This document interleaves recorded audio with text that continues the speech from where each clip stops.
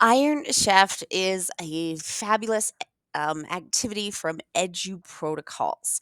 And in this, they research a topic and then they present the facts and images about that topic. They work together collaboratively on the topic with different prompts for each student. The big thing about this is they do have a limited amount of time to research and put their presentation together, which makes it fun and fast, and students stay on task. So let's look at an Iron Chef example. So this one is about different types of governments, and they research the type of government like monarchy.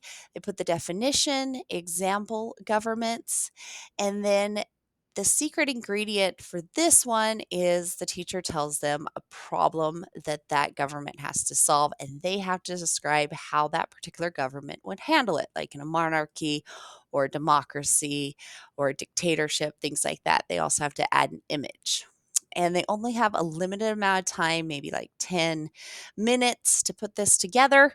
So they're not just sitting there and wasting time. They've got this limited amount of time.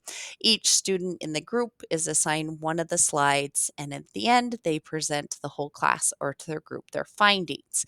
You could have them work together on the slides and move through it as a group, or you could have them finish their slide and then jump in and help their partners if they're not done. So make it collaborative and use their communication skills.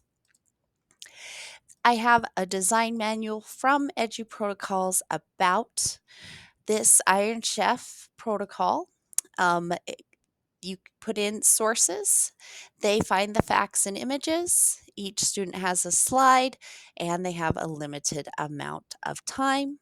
And then they have a limited amount of time to present their findings. So it kind of walks you through how it works, and then it gives some examples.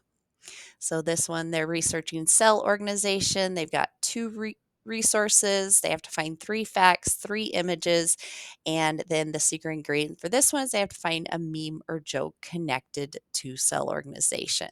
Then the next student would be looking at grow and development and then reproduce. So we are going to build one. First, I need to think of a standard or a learning topic. And of course, we are working on the 4th of July in these videos, but it can be anything they can do. Then I need to come up with challenges or prompts related to that, which I have. And then we're going to select a blueprint. There are 3 different templates for you to use. I'm going to just use this first one. They're all very similar. There's just different layouts. So I'm going to use this particular one. This one comes from EduProtocols. The other one I did find in other places, but they are very similar. It's just kind of the layout of the slides they put together look a little bit different, but you can reformat these however you want. The first slide, they just put their names. This one you'd want to delete before you assigned it in Google Classroom. This is kind of for the teachers, but it's just telling you there's different layouts for that first slide that you can choose from. If you come up next to the plus and go to layout, you can choose a different layout for that first slide. All right. Then we are going to build the research. So for this one, they're finding 4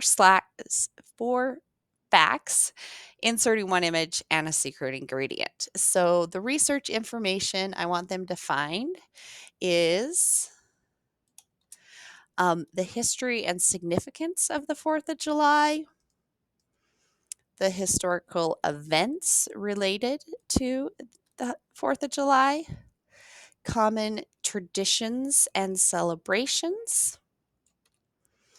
And then we have fun facts or trivia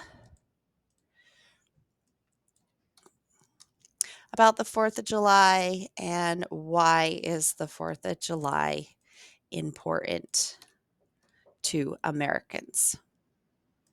So now that I have the prompts, things that they're going to find, I need to give them the research to go to. You could have them just go out and find the information themselves.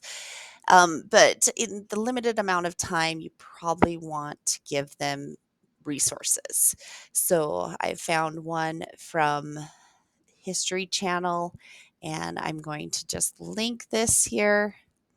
Um, then for this one, I've got a crash course video, and I might need to give them a little more time since that video is 5 minutes, but you can always extend that time.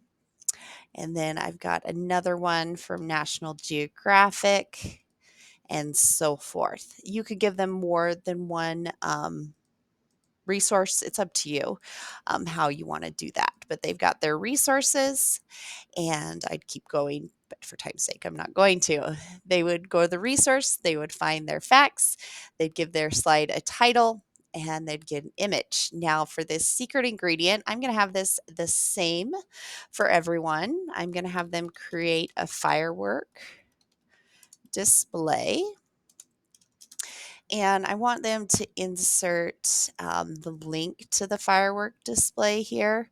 So I'm going to put link, and they can put their link right there.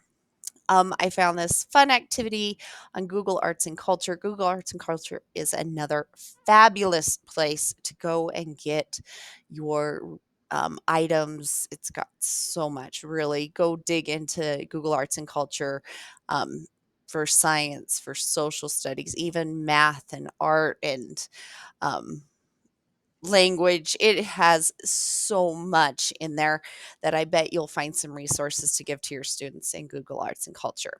So for this one, I just wanted to show you because it is super fun.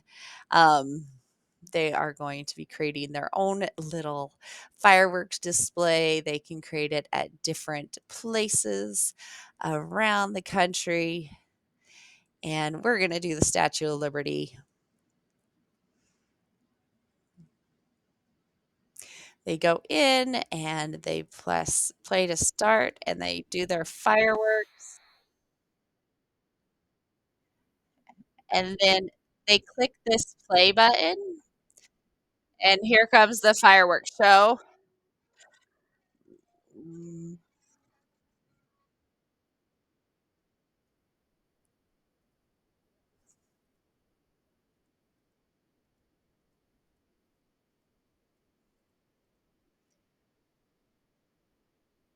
okay, I'm having way too much fun with that, but when they are finished, they're gonna click the share and copy that link, and then there was music playing. I don't know if you could hear it, but there was a lot. It was really loud. And then they're gonna paste that link there, and then that will take us to their firework display, and they can watch the firework display that they created as their secret ingredient. So, you can have the secret ingredient be whatever you want. I've done lots of different ways, just something fun and um, or it doesn't have to be fun. You can choose kind of like in the first example, the secret ingredient was what was the problem, and the teacher gave it to them right then on the spot, and they had to solve it. But that is how to design an Iron Chef lesson. So you put in your resources, you create that secret ingredient, and then you would describe you would define, how the presentation criteria, the required elements, the rubric, things like that. All right, so that is an Iron Chef.